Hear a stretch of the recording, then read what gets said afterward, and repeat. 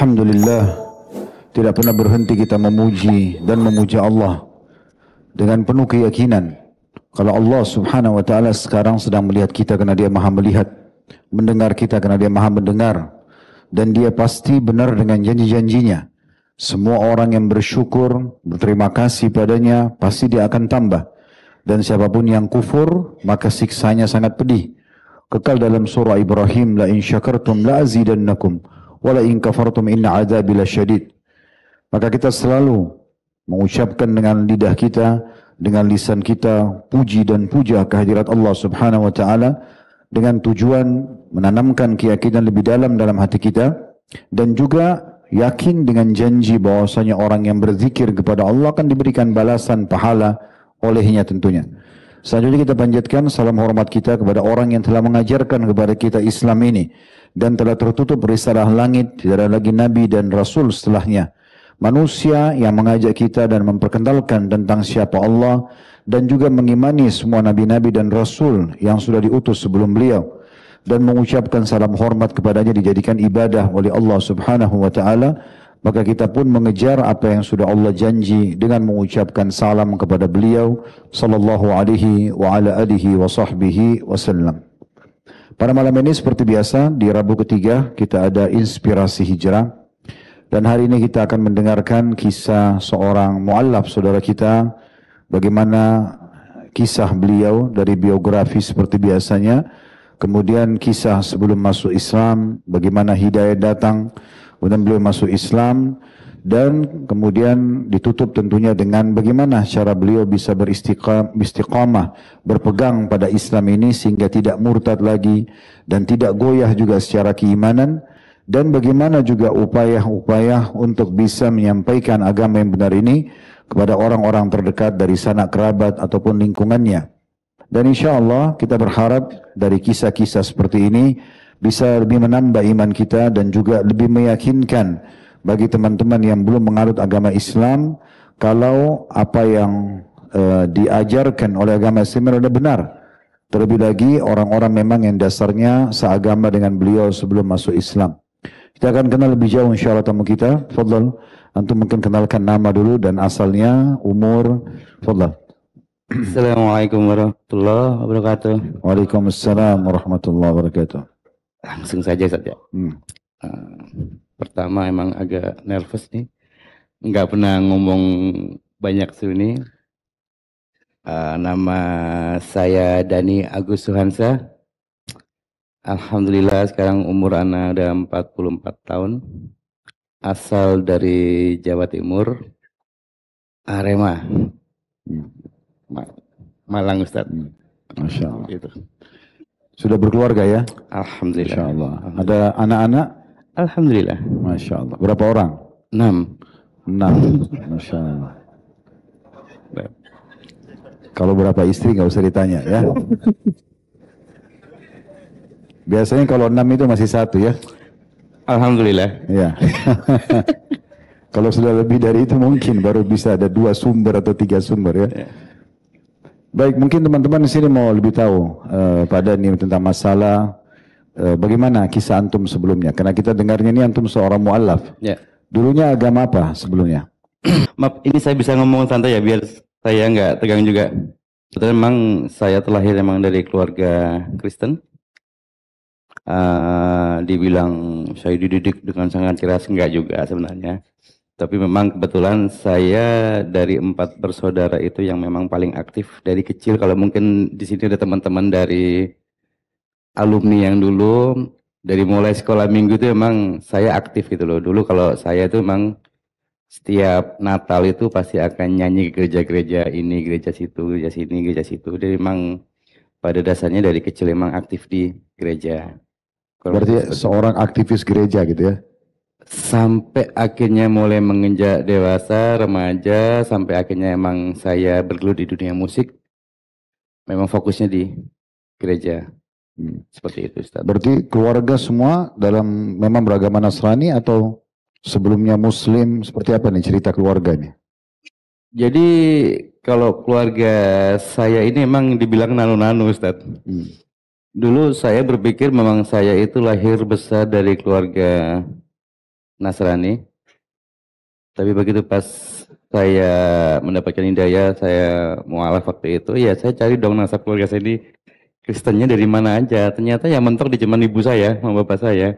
Dan kebetulan keluarga dari bapak saya, dari ibu juga semuanya Muslim, semuanya. Nah ternyata Berarti baru mulai sejarah Kristen ini diayah sama ibu. ya Orang tua ayah dan ibu ini Muslim. lebih tepatnya startnya dari ibu. Ibu ketemu bapak, bapak nyebrang kan. Itu gara-gara drama Korea mungkin saat itu. Oh gitu. Kecantol sama ibu kan. Ini kenapa saya tanya, Pak Dhani, karena di sini ada beberapa mualaf juga tamu kita dulu. Ya. Hampir begitu. Pada saat ditanya, ternyata mereka memang dari keluarga Muslim juga tadinya. Kemudian dibesarkan di satu komunitas Nasrani atau agama lain, kemudian mereka ikut. Tapi kuasa Allah Subhanahu Wa Taala dengan berjalannya waktu akhirnya kembali kepada fitrahnya sendiri. Oke. Ya, mungkin seperti itu. Jadi mungkin dari sejarah keluarga, kalau memang kakek-kakek tadinya Muslim, ada gambaran seperti apa kedua orang tua ini sampai akhirnya pindah agama? Jadi lebih tepatnya gini. Jadi supaya teman-teman bisa ambil pelajaran ya, karena tadinya kan dari keluarga Muslim, terus jadi Nasrani, sekarang antum anaknya jadi Muslim lagi kan gitu? Ya. Jadi setelah saya menginvestigasi keluarga, maksudnya silsilah dari, karena gini, dulu saya sempat protes sama ibu saya gitu kan. Karena kebetulan nama bapak saya itu alhamdulillah sampai sekarang masih nama Muslim, Soleh Zakaria gitu loh. Karena nggak pernah tahu orang Nasaro kasih nama anaknya Soleh Zakaria gitu loh. Nggak pernah. Nah waktu itu saya sempat tanya waktu kecil, ibu, nenek itu dulu kasih nama orang tua kayak apa sih? Emang nggak ada nama yang lain? Gitu. Waktu itu ibu cuma senyum doang. Nah berjalannya waktu, ya karena saya berpikir ya udahlah, emang kami lahir, emang saya pribadi lahir dari keluarga Kristen, ya yes, jalanin seperti itu. Singkat cerita pas ketika mualaf itu, ketika saya dapat hidayah, terus saya memutuskan akhirnya saya bersyahadat segala macam, saya getolkan jari gitu kan. Jadi, oh jadi memang dari nenek kakek saya ini ternyata ibu saya memang dari kecil diambil dari keluarga pendeta gitu loh. Dan itu nurunlah ke. Artinya orang tua ibu yang nitipin ke keluarga pendeta itu. Keluarga mampu. Oh, jadi tadinya orang tua ibu ini Muslim. Muslim semuanya. Kemudian menitipkan ibu di keluarga pendeta gitu. Ya, tumbuh besarlah ibu dengan agama Nasrani gitu, pindah agama karena dari kecil. Benar. Oke. Terus? Nah, disitulah ketemulah mungkin bapak ya kan, bapak. Kebetulan yang jadi bapak angkat atau tempat ibu dibesarkan ini memang pendeta. Iya. Oh gitu. Emang pendeta. Jadi yang selama ini saya anggap pakai nenek saya, emang selama ini pendeta gitu loh. Dan memang kebetulan itu di Surabaya, karena ibu Surabaya, itu emang di kampung itu keluarga yang paling ada waktu itu. Tapi ibu tahu orang tua yang sebenarnya? Tahu, Ustaz, tahu. Dan memang mereka ini baik hubungannya. Masih kontak-kontakan? Kontak terus, Ustaz. Posisi orang tua ibu nggak apa-apa dengan ibu maksudnya berbeda agama? Enggak. Terus habis itu akhirnya ibu aktif di agama Kristen. Terus menikah dengan bapak yang tadinya bapak juga Muslim. Ya. Terus ikut pindah agama karena pernikahan. Ya. Oh gitu. Masya Allah. Seperti itu. Jadi hati-hati ya. Dengan pernikahan itu kan ya. Atau menitipkan anak kepada keluarga non-Muslim. Karena ini terjadi memang seperti berbalik ya. Iya, benar. Saya pernah berkunjung juga di Papua, di Maroke itu ada beberapa orang-orang Nasrani yang dititipkan pada keluarga Muslim, justru mereka jadi Muslim juga. Jadi memang subhanallah hadis Nabi SAW tentang masalah lingkungan itu pengaruhnya besar sekali ya. Jadi karena ibu beliau tadinya dari keluarga Muslim, cuma dititipkan saja dengan keluarga yang mampu itu pendeta, akhirnya anak itu tumbuh besar dalam keadaan Nasrani dan saking besarnya pengaruhnya menikah dengan seorang laki-laki Muslim, laki Muslim pun ini murtad gitu kan, pindah agama, itu tepatnya ayah beliau. Baik. Terus kemudian mulailah terjadi pernikahan tersebut antara orang tua, terus antum lahir dan 4 orang bersaudara. Berarti semua 4 orang ini non-Muslim juga? Puji Tuhan waktu itu semuanya Nasrani. Yang kita cerita dulunya ya. Jadi emang semuanya emang Nasrani semuanya. Seperti itu. Terus berjalannya waktu, antum bagaimana ceritanya sampai aktif di gereja segala macam? Jadi gini. Emang dari 4 bersaudara ini kan yang memang dari kecil aktif di gereja kan emang saya, Ustadz. Tadi kan saya bilang kan, emang dari mulai sekolah minggu emang aktif dan emang dulu suka nyanyi, ya kan. Jadi pasti duet itu panggilan ke gereja-gereja setiap Natal itu pasti udah langganan. Mulai beranjak itu mulai SD, SMP, SMA. Nah, mulai saya menggeluti fokus ke musik itu ya dari mulai SMA itu. Nah, dari situlah beranjak dan emang ketika saya ngerasa emang, oh ya saya sangat cinta sama dunia musik. Nah, karena emang kami di keluarga gereja, ya kan, akhirnya ya udah saya memutuskan lah akhirnya untuk terjun di gereja. Dan memang itu expert sekali Waktu dari SMA itu. dari SMA sampai ikut festival lah, standar lah ya, standar cerita pada umumnya. Jadi sampai juara se Indonesia ini Genbi waktu itu 2000 berapa, saya the best kita lah apa dan teman-teman satu band itu sampai sekarang juga masih aktif sampai sekarang di beberapa artis besar sekarang di Indonesia gitu kan, penyanyi-penyanyi besar maksudnya. Nah dari situ emang saya fokusnya di gereja, saya mengembangkan musik di gereja dan di situ udah mulai bagaimana saya berpikir keras waktu itu kan gini Ustadz, bagaimana how bring the gospel without say Jesus itu moto saya. Karena saya tahu hari gini, waktu itu saya ngomong sama tim ya, saya nggak ngomong saya, ngomong sama tim. Hari gini tuh orang udah pintar gitu loh. Ya hari gini jangan ngomong gini, domba yang tersesat gitu. Oh, digampar yang iya. Jadi saya berpikir keras sama teman-teman waktu itu ya, bagaimana kita bisa nyebarin spread of Bible atau kita bicara tentang Isa waktu itu, tapi nggak boleh nyebut merek gitu loh. Nah karena emang kita Jadi terselubung.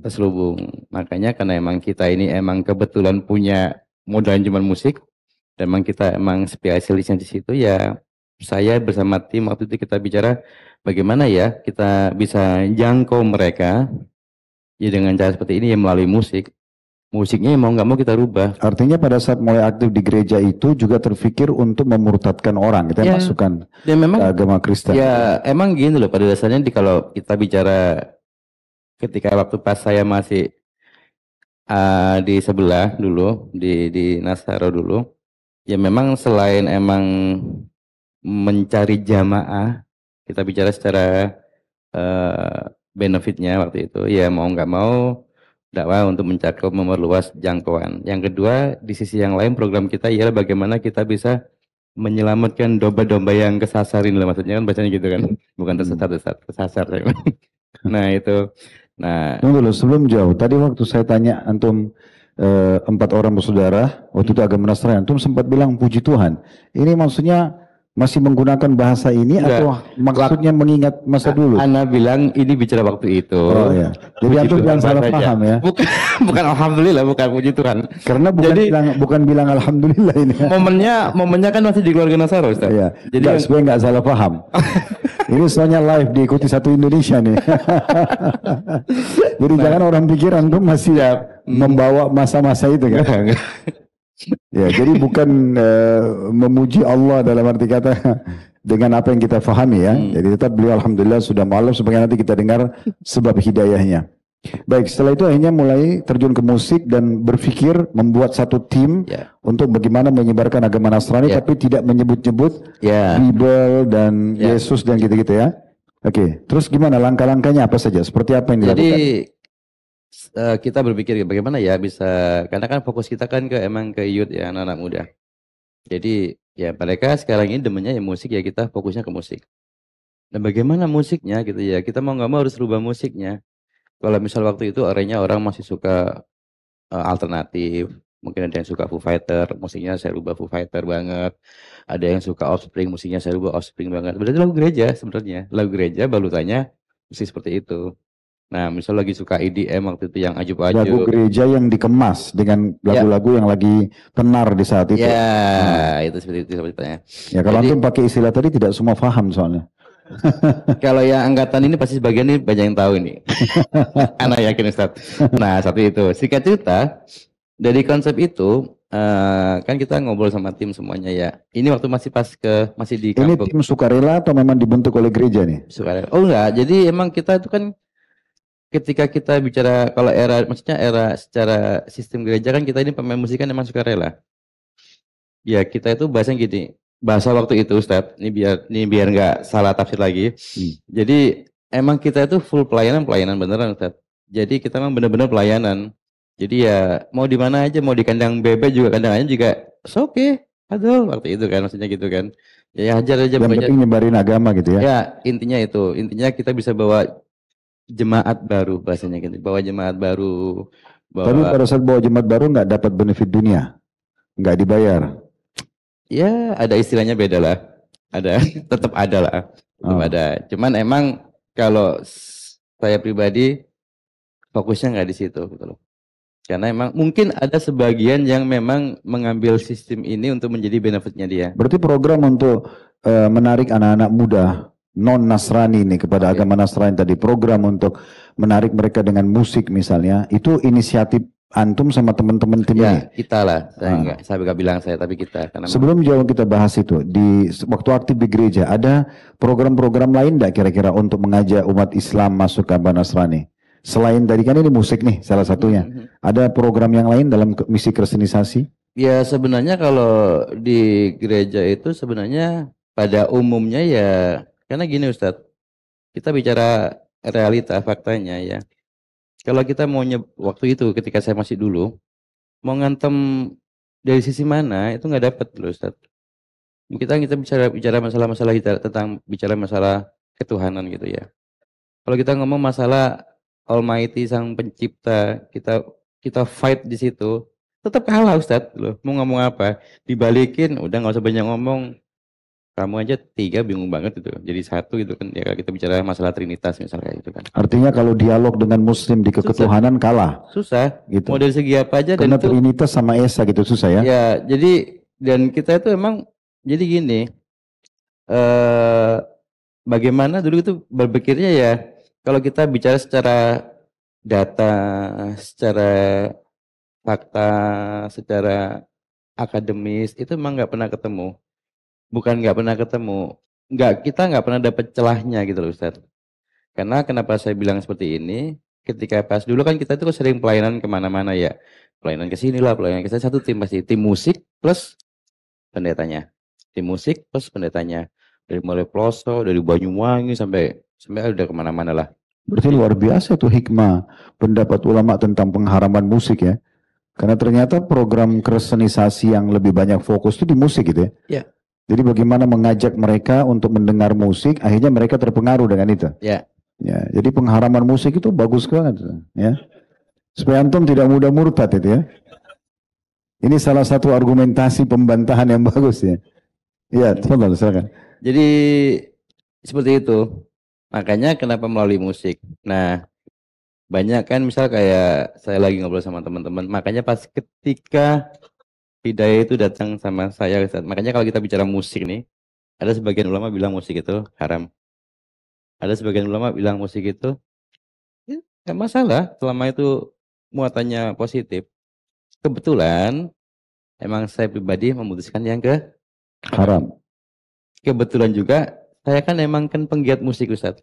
Jadi sedikit banyak emang saya bisa menjabarkan secara detailnya mana haramnya, mana ininya. Kenapa bisa antum memilih pendapat yang haram? Apakah hanya murni dalil atau karena antum seorang musisi dan tahu ada sisi negatifnya di situ? Contoh seperti ini. Saya bicara sebagai orang awam nih sekarang. Saya nggak ngomong masalah hadis ini, hadis itu tentang musik itu seperti ini. Di gereja itu emang ketika gereja yang mazhabnya Protestan ini itu memang kan emang karena gini kalau mualaf bisa begini. Jadi masih emang bisa campur baur. Beberapa gereja itu emang kebetulan kan saya kan emang kan aktif ya Ustaz. Jadi emang ada sebagian gereja juga anti musik Ustaz. Jangan salah Ustaz. Ada gereja itu yang emang nggak mau dengar musik, nggak mau. Kenapa? Haram menurut mereka? Buat mereka bukan haram. Saya tuh masih sekarang itu ingat banget. Saya waktu itu masih SMA ya waktu itu. Saya ingat banget waktu itu pelayanan di gereja mana gitu ya sama teman-teman. Karena memang musik kita tuh rock banget ya kan. Itu pendetanya keluar tuh gembala sidang pimpinan gereja. Saya disuruh stop. Itu kalau ayam mau bertelur tuh nggak jadi bertelur gara-gara dengerin musik kalian kata gitu kan. Itu sampai sekarang itu saya nggak mungkin karena dia pribadi nggak suka rock. Tapi memang dasarnya di gereja itu memang nggak boleh ada musik Ustaz. Apa keyakinannya? Apa karena itu tidak boleh dalam keyakinan karena mereka? Karena buat mereka tuh musik itu nggak suci, nggak kudus. Kalau bahasa mereka, ya mungkin kalau kita samakan dengan kita sekarang, ya memang ada beberapa gereja yang menganggap bahwa musik itu haram. Oh. Cuman mayoritasnya, ya memang musik itu ya berjalan sampai sekarang kita lihat kan, seperti itu. Oke, dalam penggunaan musik itu. Nah, musik itu apa gini. saja tadi? Jadi dalam gereja itu kan kalau kita ambil yang sisi hampir 80% sekarang gereja semuanya itu kan pakai musik. Karena putaran musik itu, presentasi musik itu di 70% itu emang musik. 30% sisanya ya dakwanya segala macam itu. Nah, musik itu di gereja itu dibagi dua. Ada praise and worship. Lagu praise itu lagu cepat, lagu worship lagu pelan.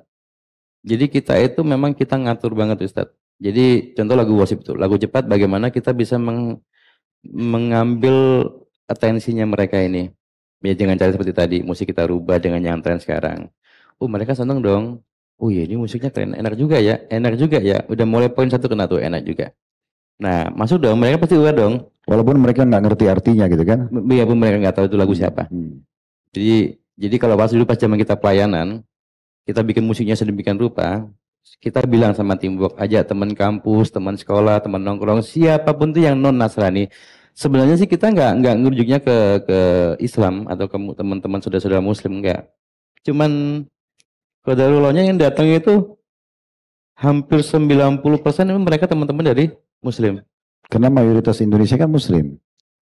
Ya. Jadi otomatis mayoritas yang datang bisa saja ke situ. Berawal mereka juga ini, awalnya berawal dari curiga kan, diundang teman datang ke suatu acara, ngomong ini hari Minggu jangan-jangan ini gereja nih gitu kan.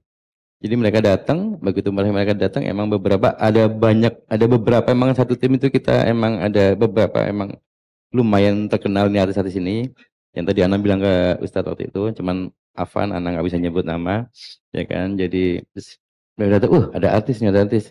Terus mereka awal curiga emang. Berarti antum kerjasama sama teman-teman tim artis yang tidak bisa disebutkan namanya memang, tapi mereka beragama Nasrani untuk sama-sama menjalankan misi ini gitu. Lebih tepatnya itu. Nah, begitu mereka datang, berarti ini kalangan artis muslim harus dengar juga ini, kan gitu. Artinya artis-artis non muslim itu aktif sebenarnya untuk menyebarkan agama mereka. Sementara kita kan malah terbalik gitu ya, banyak menyebarkan kemaksiatan, pelanggaran-pelanggaran agama gitu ya. Ya, coba. Jadi pas begitu mereka datang, kekhawatiran mereka terpecahkan. Oh, bukan banyak artis di sini. Oke. Berarti di poin ini supaya bisa mengelabui mereka tanda kutip ini tidak diadakan di gereja berarti? Ya. Diadakan di tempat-tempat umum. Nah kita itu mungkin ya Ustadz ya, mungkin. Karena waktu itu kami berpikir bahwa selama ini orang udah, kalau kita bicara mengembangkan musik di gereja ya startnya di situ-situ aja. Itu tengah-tengah kita. Mau ke gereja kita enggak? Gereja kita gaul lagi, gereja lagi gitu kan. Nah waktu itu akhirnya kita ngobrol lah kami tim ini, bagaimana ya bisa menjangkau mereka ya dengan, maksudnya yang non Nasrani ini, ya mau nggak mau kita pakai tempat yang emang nggak pada zona umumnya di gereja gitu loh.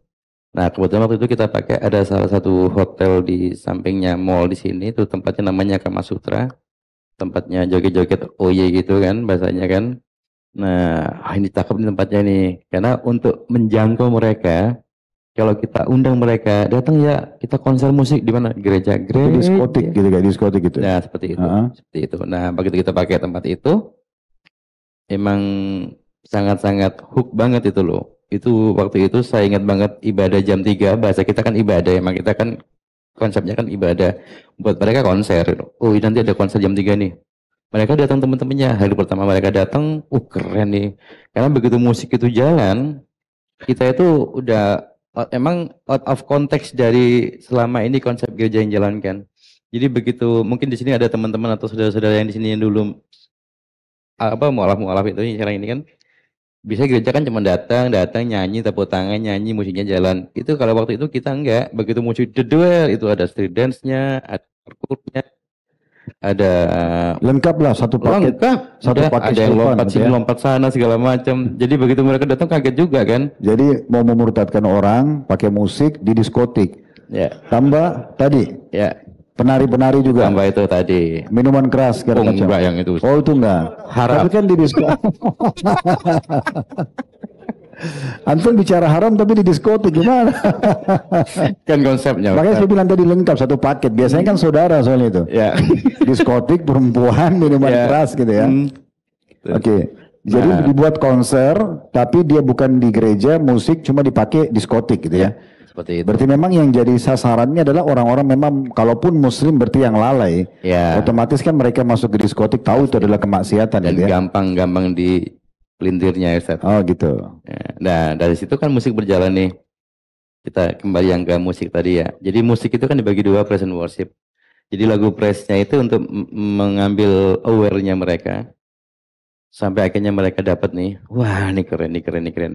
Nah yang bahaya, kalau kita bicara musiknya bahaya, itu ketika kita bicara lagu worship-nya. Lagu worship itu lagu pelan. Yang lembut. Lagu pelan. Jadi kita itu dulu berpikir keras, bagaimana kita bisa membuat alunan nada, biarpun even you don't know that song, maksudnya biarpun kalian ini nggak dengar lagunya, nggak tahu lagunya, tapi hanya mendengar lagu itu bisa hanyut dengan suasana. Jadi itu kita ngikutin, kita belajar banget bagaimana menaik turunkan emosinya lagu itu segala macam.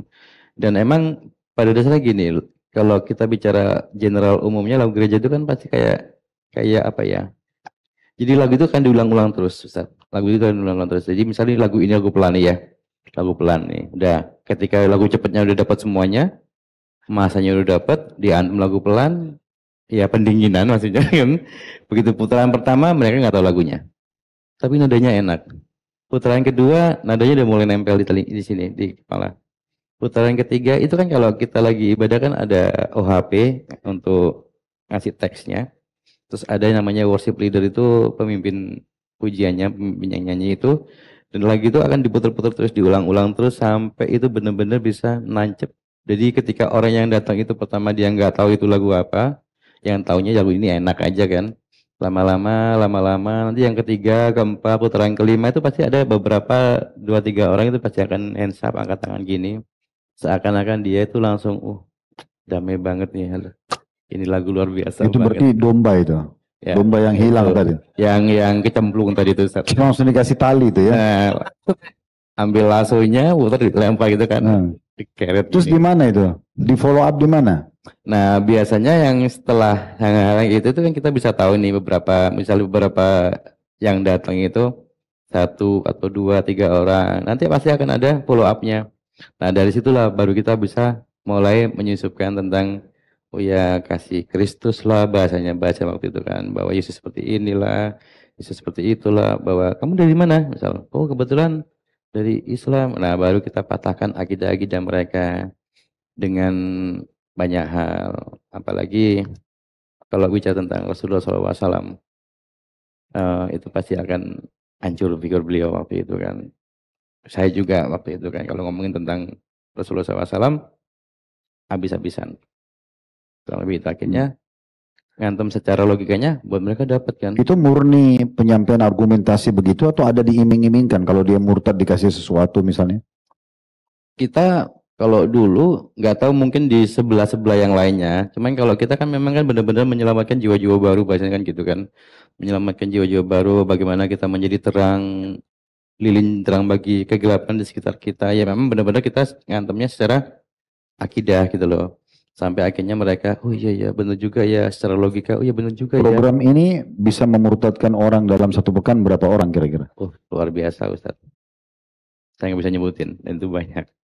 Coba sebutin aja jadi orang tahu, ternyata 1 kali konser musik bisa murtad. Jadi gini, orang. Sebenarnya sih kalau bilang banyak enggak Ustaz, tapi itu secara kontinu. Misal dalam setiap ibadah kan minggu tuh. Ya, itu berarti seminggu sekali konsernya? Seminggu sekali. Itu bisa kita bawa 2 atau mungkin 3, mereka mau siap terima Yesus, mau dibaptis segala macam, kurang lebih seperti itu. Tapi kan itu kontinu terus, tiap minggu terus. Berarti kalau 2-3 seminggu sebulan itu berarti 12 orang, 15 orang gitu ya. Kalau untuk acara konsernya sendiri, biaya dari mana? Dari kita sendiri. Dari kantong sendiri? Dari gereja sendiri. Memang kan kalau gereja kan pasti punya ini sendiri kan, jadi memang dari biaya sendiri. Jadi emang kita sewa, emang kita sengaja keluar budget emang untuk demi menyelamatkan tadi itu domba-domba yang kecemplung tadi itu. Tapi ini manusia semua bukan domba ini. Ya, kan bahasanya gitu Ustaz. Kenapa domba? Kenapa bukan serigala, bukan harimau? Sampai hari ini ketika dulu saya buka-buka Bible itu mana ya, selain domba kok kayaknya lemah banget itu loh Ustaz. Emang nggak ada Ustaz, namanya itu istilahnya. Jadi tidak ada apa kira-kira sebabnya dipilih domba kenapa? Kalau domba dalam Islam kan halal itu. Domba kan lemah, identiknya kan lemah Ustaz. Mungkin seperti itu ya. Walau alam, Anda nggak paham yang itu. Jadi coba teman-teman ambil satu pelajaran ya. Ini generasi muda muslim harus berpikir dari kejadian seperti ini. Beliau ambil inisiatif sendiri, bentuk sama tim teman-temannya. Kalau perlu ada artis yang terkenal yang beragama sama, diajak gabung. Bagaimana buat program sukarela, uang dari kantong sendiri untuk mengajak orang masuk ke agama Nasrani. Antum pernah berpikir nggak ini? Gimana caranya? Dalam kondisi antum beragama Islam yang benar, antum punya program untuk mengajak orang lain masuk Islam. Target sebenarnya bukan bagaimana kita memaksa atau memasukkan mereka Islam, tapi menyampaikan informasi. Saya pernah bahasakan ya, kita ini seorang muslim harus menjadikan diri kita sebagai seorang marketing. Marketing itu teman-teman tujuannya bukan menjual loh ya. Kalau menjual itu kecil sekali persentasenya. Tapi menyebarkan informasi. Itu marketing yang benar tuh. Ya kalau ada teman-teman marketing sini, kalau persepsinya bukan begini, perbaikin dulu ya. Karena kalau antum bawa produk, target antum jual, makanya nanti antum akan capek presentasi ke satu orang, yang penting laku dulu. Itu jadi lama, produknya paling satu hari 1-2 laku. Tapi kalau antum targetnya sebar informasi sebanyak mungkin nanti ada yang nyantol dari sekian ribu informasi antum kirim itu ke media segala macam, lebih banyak orang yang beli produk gitu ya. Nah kita ini harusnya sebarin saja. Hidayah di tangan Allah SWT, kita tidak pernah tahu itu. Sedikit saya potong dulu akhi. Jadi ada pengalaman dulu saya pernah ke Bali, dipanggil tablik akbar gitu. Ternyata teman-teman panitia itu, dulunya anak-anak pantai yang suka temanin orang-orang bule gitu ya. Mereka ikut pengajian, mereka sadar hijrah, mereka tinggalin profesi itu. Terus mereka bisnis lah, mereka segala macam jadi panitia pengajian. Kami lama diskusi banyak hal gitu ya tentang masalah keadaan Bali dan segala macam. Salah satunya yang saya bilang, bisa nggak antum ini menawarkan Islam kepada turis-turis itu? Bisa Ustaz. Contohnya saya bilang coba, kira-kira dilarang nggak sih? Kalau tidak dilarang secara hukum pemerintah kenapa nggak dilakukan? Misalnya antum punya toko handphone, antum punya restoran, antum punya buku atau keterangan beberapa lembar mungkin tentang Islam dalam berbagai macam bahasa, Inggris kah atau apa gitu ya. Kita buat ijtihad, kemudian setiap orang makan, orang non muslim dikasih lembaran itu atau disebarin di mana, mungkin di sekitar tempat mereka kumpul. Dia bilang sangat bisa Ustaz. Bahkan banyak di antara mereka yang datang pada saat kita ajak ngobrol, malah mereka mudah sekali untuk pindah ke agama Islam. Itu contohnya. Jadi memang harus ada upaya dari kita untuk peduli. Antum jangan beragama sendiri. Bagaimana kita ngajak orang lain? Karena kalau kita jadi penyebab hidayah orang lain, kan kita dapat pahalanya ya. Itu poin yang juga harus kita sadari sama-sama teman-teman sekalian. Dan kita tidak perlu menjadi seorang Dr. Zakir Naik atau Ahmad Didat sebelumnya yang hafal semua Injil. Enggak. Tugas kita hanya mengajak mereka, tawarkan Islam dan ajak diskusi di agama Islam. Jangan diskusi di agama mereka. Biarkan mereka nanya, kenapa kamu sholat, kenapa kamu zakat, kenapa tutup aurat, jadi kita bisa punya jawabannya. Nah sederhananya begitu. Apa yang beliau lakukan sama teman-teman timnya dulu, sebenarnya mungkin hanya upaya dan rasa suka dengan kegiatan itu gitu ya. Yeah. Hanya coba menawarkan dan ternyata bisa dengan program konser tadi, bisa memurtadkan, mengajak orang 2-3 orang setiap satu kali acara gitu kan. Antum bisa saja membawa orang sehingga masuk Islam gitu ya. Dan rata-rata orang masuk Islam itu agak unik. Di antara nanti antum dengar bagaimana kisah beliau masuk Islam itu, hampir rata-rata yang masuk Islam, ya kita bicara melalui tangan kami saja ya, itu unik-unik gitu, unik-unik. Yang dengarkan azan, yang baca Qul Huwallahu Ahad, yang melihat jilbab, yang melihat ada muslim setiap 5 waktu sholat pergi ke masjid, itu yang tiba-tiba menyentuh dia, akhirnya mau masuk Islam, ya seperti itulah. Oke, kita kembali. Jadi sekarang setelah berjalanlah antum jalankan, berapa tahun itu? Padahal ini antum berjalan dengan program ini sama teman-teman, konser, terus ngajak orang, pindah ke agama, kira-kira berapa tahun? Lumayan juga Ustadz, karena itu terakhir kalau pas anak iseng update bahasanya kan, apakah masih tetap berjalan konsep seperti ini, kayaknya masih berjalan.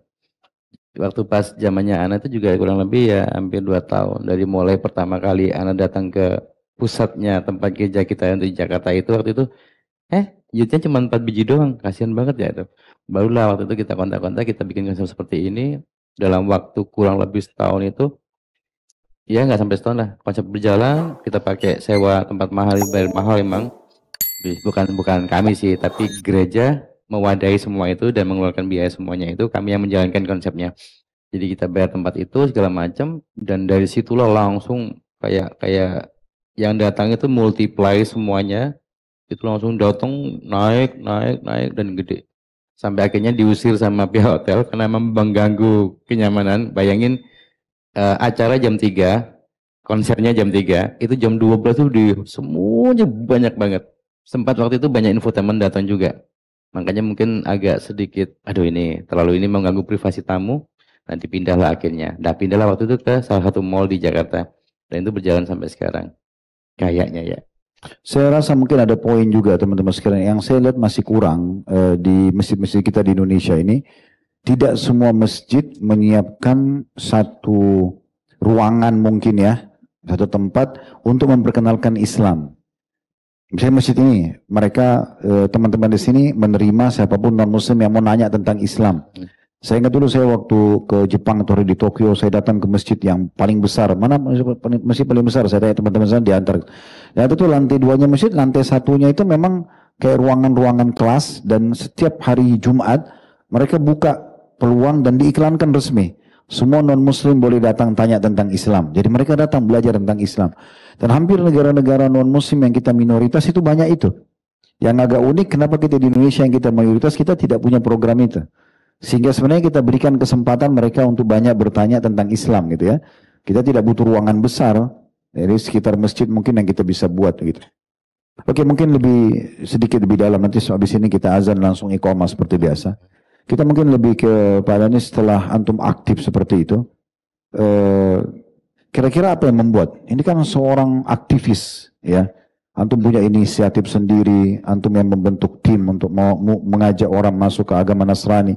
Tiba-tiba antum bisa beralih 180 derajat ke agama Islam ini, bisa nggak cerita ini? Gimana bisa transisi yang luar biasa ini?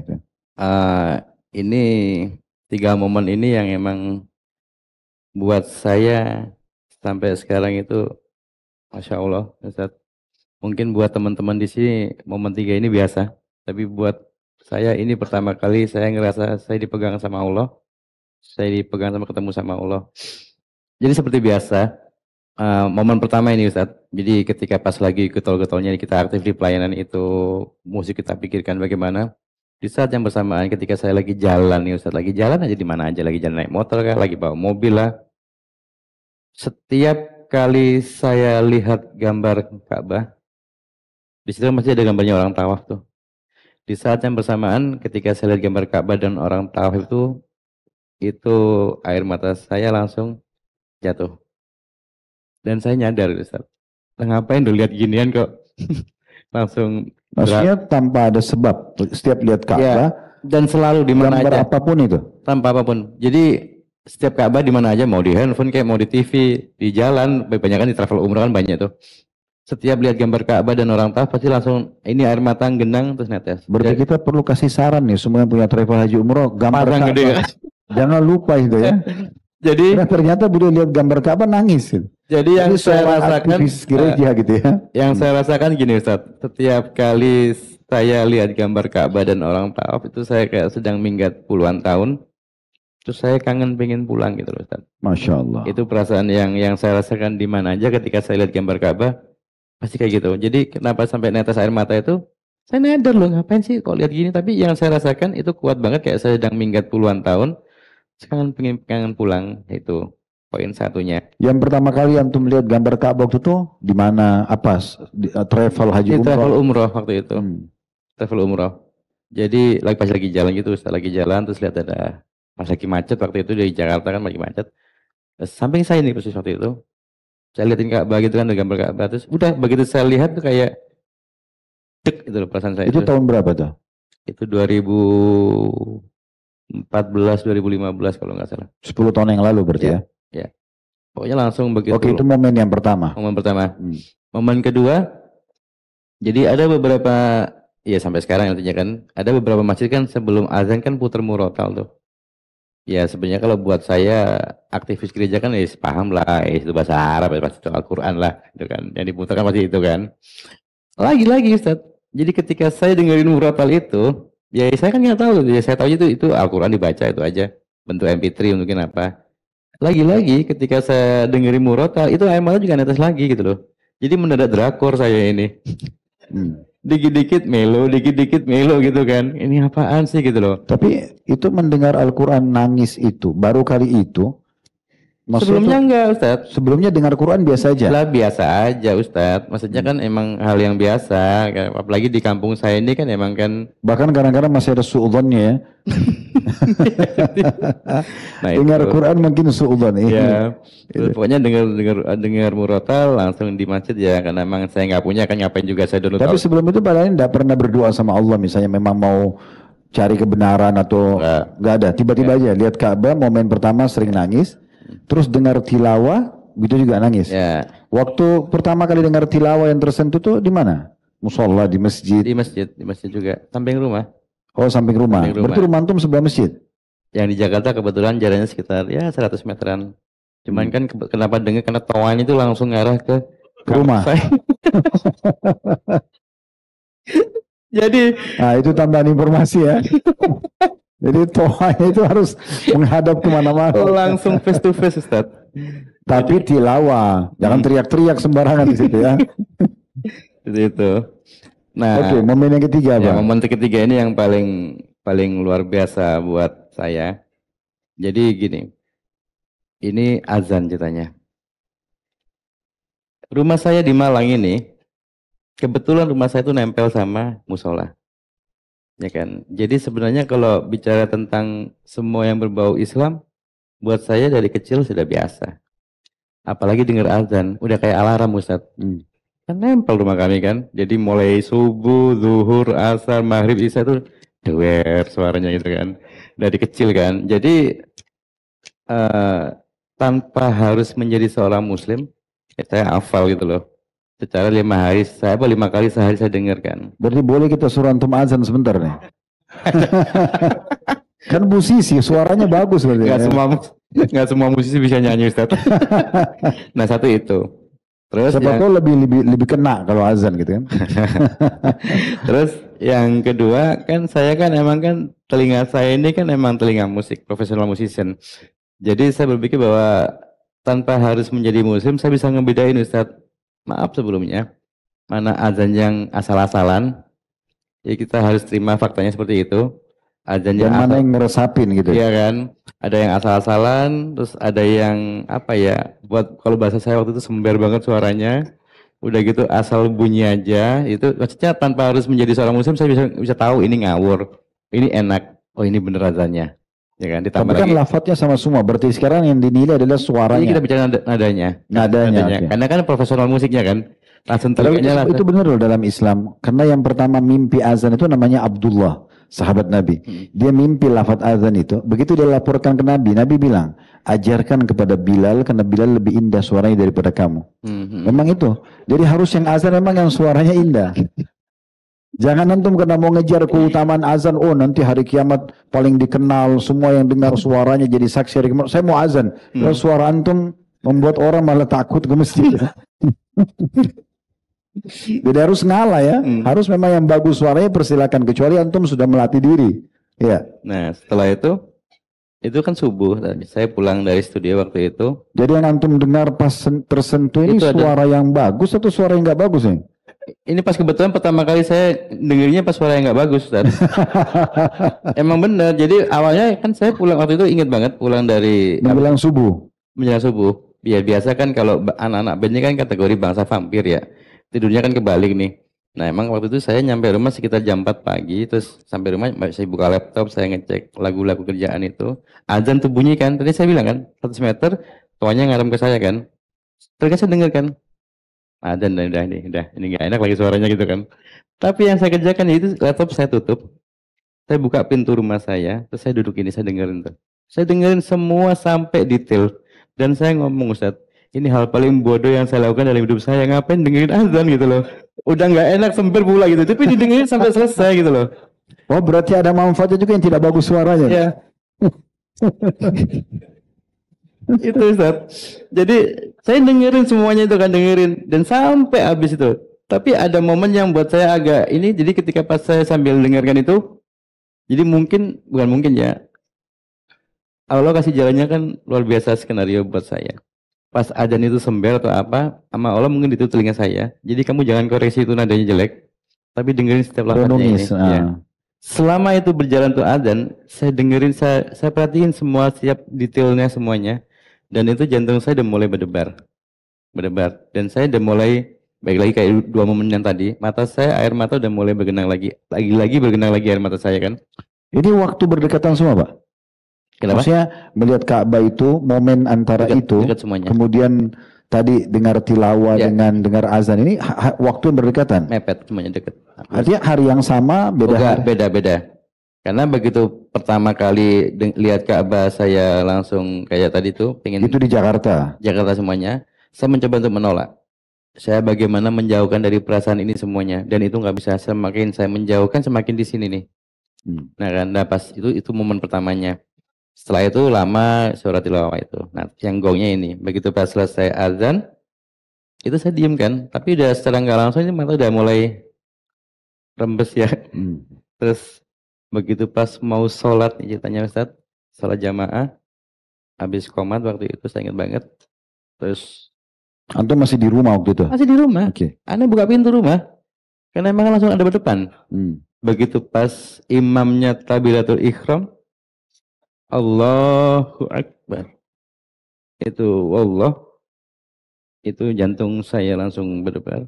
Dan sampai sekarang ya pasti akan kayak gini lagi. Anda pasti akan langsung berkaca. Jadi begitu Anda dengerin lafaz Allahu Akbar, itu kayak jantung saya tuh udah mau lepas, diremes-remes, dan itu benar-benar Anda nangis dari situ. Pecah, ini kayaknya mesti diruqyah ini. Tapi Anda nggak tahu di Nasrul kan nggak ada ruqyah ya gitu kan. Itu doang bingungnya Anda Ustaz itu. Bingung itu Ustaz, itu gongnya itu. Dari situ akhirnya Anda mulai tanya beberapa ke teman-teman, mau tanya ke teman yang beberapa teman yang sama-sama kami aktif di pelayanan gitu. Bagaimana saya harus menghilangkan perasaan ini semua. Kan saya masih, jenjangnya masih panjang ini, kita pelayanan masih ada step ini. Waktu itu kata teman bilang gini, ya udah break dulu, nggak usah ambil pelayanan, masuk kamar, lipat tangan, berdoa, minta tolong Tuhan untuk menghancurkan kuasa gelap di udara. Gitu doang. Udah. There's no solution. Nggak ada solusi kan. Akhirnya ya singkat cerita, ini di sini udah meledak. Ini kok semua yang berhubungan dengan Islam kok jadi gini gitu loh. Tanya teman malu sebagian. Ada beberapa teman-teman di sini udah mulai kasih masukan. Cuman kan saya nggak mau terlalu open. Karena basic saya kan kuat di pelayanan kan di gereja waktu itu. Akhirnya terakhir yang saya lakukan ialah saya downloadlah Al-Quran dan terjemahan. Ya saya nggak bisa baca bahasa Arabnya. Di situ kan ada terjemahannya. Saya ingat waktu itu saya baca Al-Baqarah sampai Anas itu antara 5 sampai 6 hari. Saya baca semuanya detail. Khatam bahasanya. Terjemahannya ya. Terjemahannya. Jangan biar ini nggak salah ini kan. Iya. Saya baca ini. Karena masih Nasrani juga. Ya benar. Jadi. Tapi paling tidak masih lebih baik di sini banyak yang belum khatam. Nah terus. Di sini An-Nas, Al-Falak, An-Nas, Falak. Kan ada sahabat Nabi yang suka baca Anas doang. Apa itu. Nah dari situ Ustaz. Terus ketika pas saya baca itu. Nah gini loh. Saya kan bukan pendeta bahasanya kan. Ya saya cuman aktivis gereja. Tapi ketika bertahun belasan tahun, mungkin seumur saya kan aktif di gereja. Sedikit banyak kan saya paham tentang Bible. Jadi ada beberapa ayat itu kalau kita bicara, ada beberapa ayat itu di kitab kita bicara tentang perjanjian baru. Misalnya ada beberapa ayat ini, itu kalau saya tanya sama beberapa teman-teman yang senior, pasti mereka ambigu jawabnya. Begitu pas saya lagi baca terjemahnya ini yang 5-6 hari ini selesai ini, kayak seakan-akan mentadaburi ya versi saya sendiri Ustaz. Tapi kayak sama Allah itu diaren ke ayat-ayat semuanya yang sinkron sama Isa alaihi salam.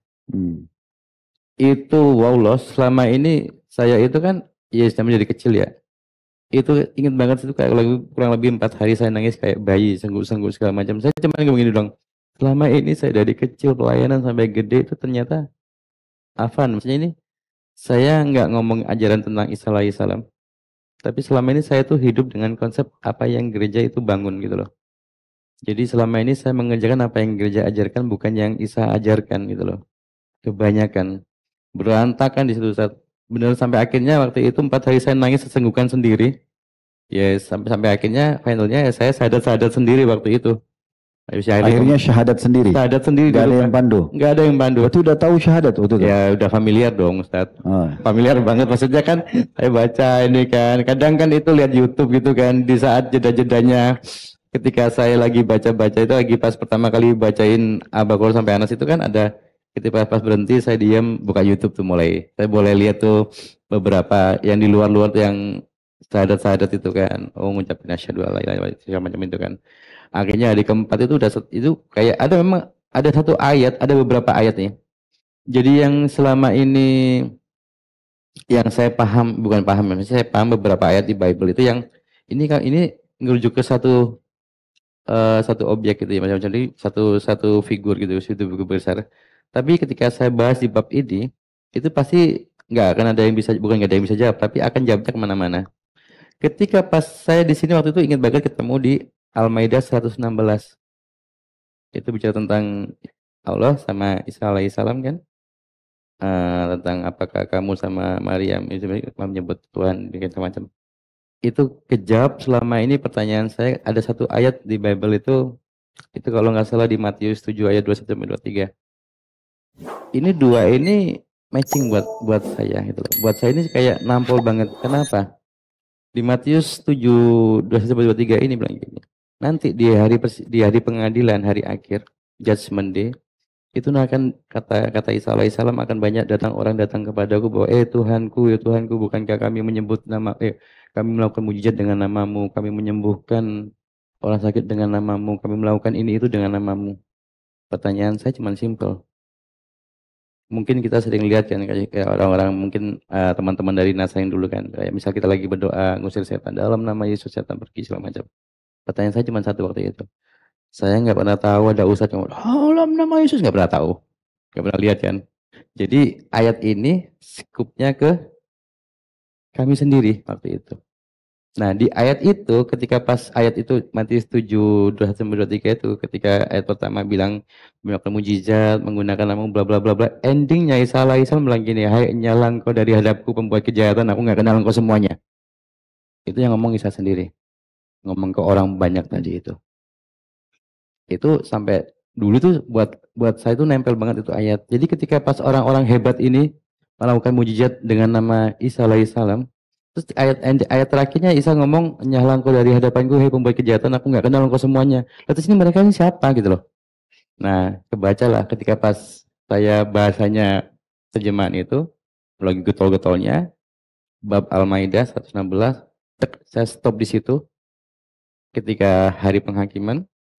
Sampai waktu itu, ya ini versi saya. Dengan keterbatasan ilmu waktu itu melogikakan. Pas ketemu ayat itu, Al-Maidah 116, Allah bertanya pada Isa alaihissalam, apakah engkau nyuruh umatmu ini nyebut ini. Aku dan ibuku sebagai Tuhan. Ya kan. Terus kata Isa alaihissalam kan, bukan seperti itu ya kalau artinya kan. Nah waktu itu saya cuma mikirnya gini Ustadz. Kalau gitu nanti di hari penghakiman nanti, di hari akhir cuma ada tinggal 2 kubu. Kubunya Rasulullah SAW sama kubunya Isa alaihissalam. Ketika Allah tanya ke Rasulullah SAW, ya apa? Ya Muhammad ini gimana umat lo? Alhamdulillah ya Allah, tauhid. Begitu pas Allah nanya ke kengnya Isa, nah ini kita lagi nunggu Tuhan kita. Tuhan itu siapa? Nah ini lagi turun. Oh, datanglah Al-Maidah 116 itu. Stop di situ Ustaz. Pecah, saya nangis sejadi-jadinya dari situ. Dari situ akhirnya ya udah, makanya tadi hari keempatnya akhirnya saya sadar sendiri ya emang semenjak dari itu gaspol saya Ustaz. Dan ini sebenarnya mungkin nggak kebetulan juga ya, karena pertama kali ini waktu itu 7-8 tahun yang lalu kan Ustaz, 2017 ya saya udah mulai 2016 Ustaz udah di sini kan. Waktu itu bahas kita Bulughul Maram waktu itu. kajian pertama yang saya datang ya ke sini ya ke beliau. Itu setelah masuk Islam. Ya. Bukan menyamar kan waktu itu? Biasanya di depan sambil nyebarin brosur. Jadi insya Allah dengan apa yang beliau sampaikan tadi bagaimana kisah masuk Islamnya itu mujizat dari Allah SWT, itu ajaiban yang Allah kasih. Tapi sadar atau nggak sadar, muazzin yang azan tadi yang menyentuh beliau, Ya. travel yang memasang gambar Ka'bah yang menyentuh beliau, imam yang sempat takbir menggugah hatinya, ini semua tanpa mereka sadari ternyata bisa menjadi penyebab hidayah orang lain. Maka apapun yang bisa kita lakukan dari kebaikan dan menyebarkan agama Islam, apakah itu simbolnya, apakah itu ucapan penyampaian yang membentuk syiar Islam, maka itu sangat pantas dan baik untuk kita lakukan. Baik, kita kembali lagi. Setelah itu syahadat tuh. Ya 4 hari berturut-turut menangis. Terus syahadat sendiri. Ya. Apa yang antum lakukan setelah itu? Bergabung ke masjid kah? Waktu itu jadi pas setelah saya syahadat sendiri, waktu itu saya langsung ngomong ke teman-teman yang di satu studio. Teman-teman ini tim maksudnya tadi? Oh bukan, beda, udah beda. Ya. Jadi waktu itu kan emang kan saya kan ada 2. Jadi gini Ustadz, dari Malang saya ke Jakarta hijrah itu kan sekitar 2005-an ya kurang lebihnya. Itu kan emang bukan sebagai gereja Ustadz, bukan urusan gereja, bukan. Kan emang kan saya dari Malang, emang saya waktu itu kebetulan kita waktu itu habis menang, waktu itu saya ikut beberapa festival tingkat nasional. Waktu itu ada yang namanya Asian Beat waktu itu se-Indonesia. Kebetulan band kita ini menang juara 1 waktu itu. Terus nah pas kita balik ke Malang, kita putuskan nih satu band ini, mau nggak mau kalau kita main musik nggak mungkin di kampung, mau nggak mau kita ke Jakarta. Jadi memang pure sebenarnya waktu kita berangkat ke Jakarta itu pure 100% bukan urusan gereja, sama sekali nggak ada urusan gereja. Jadi memang kita benar-benar ngerintis bagaimana kita bisa vet band kita di sini, dan akhirnya kita sempat rekaman masuk label juga beberapa, sama label besar juga waktu itu. Waktu itu masih belum lagu gereja? Belum. Nah, jadi setelah berjalan itu, akhirnya berjalan berapa tahun kemudian, sekitar 2-3 tahun kemudian barulah ketemu nih sama pimpinan gereja di Malang dulu nih. Ternyata beliau dipindah lama pusatnya untuk ke Jakarta. Gayung bersambung dong, kontak lah. Kita ketemuan yuk. Ini awalnya kayak gitu, ketemuan ya udah sambil band kalian ini berjalan di sekulernya. Apa salahnya kita gedein di sini, konsep yang di Malang kita aplikasikan di Jakarta. Nah dari situ berjalan 2 sisi itu kan. Jadi selain emang tetap saya cari duitnya di sini, kalau di sini kan emang pure saya pelayanan kan. Emang konsepnya di gereja seperti itu. Ya udah dari situ berjalannya semuanya itu, Ustaz. Itu. Ya itu oke lah. Sekarang setelah syahadat tadi. Nah, hari pertama itu syahadat itu. Setelah syahadat itu kan saya kan punya itu, jadi ada teman-teman di studio yang tempat saya kerja. Jadi bukan urusan di jauh bukan dari grup gereja, tapi memang hampir tiap hari sama mereka ini, yang notabene teman band saya waktu itu, sampai sekarang masih bersahabat baik. Nah, akhirnya saya memberanikan diri ke mereka ini. Depannya mereka itu ya, jadi tadi emang dari situlah saya baru. Mereka ini muslim atau bukan? Muslim semuanya. Muslim semua, oke. Muslim semuanya. Jadi berarti pemusik-pemusik muslim teman band antum ini yang tadi juga nyebarin lagu-lagu gereja itu muslim? Oh beda. Oh lain lagi? Kan jadi ada yang memang konsep gereja, saya punya proyek di gereja sendiri, dan saya punya band saya sendiri yang memang as a musician di Jakarta. Nah kebetulan waktu pas ke teman-teman yang muslim ini, ya mereka tahu lah saya juga aktif di gereja kan. Jadi ya udah, saya pas ketemu mereka, nah dari situ saya baru paham itu. Saya dulu kan saya sering dengar tuh ya, waktu pas saya masih Nasaro dulu itu kan, dengar bahwa gereja bawang itu, buat kami nyebut muslim itu gereja bawang, itu bahwa oh ya Allah tuh mau membolak-balikan hambanya segala macam. Maksudnya apa sih? Nggak ngerti waktu itu. Nah begitu di sini, ketika saya ngalamin sendiri ini. Sebut apa tadi orang Islam? Gereja bawang. Gereja bawang? Ya. Orang Islam dibilang gereja bawang, kenapa?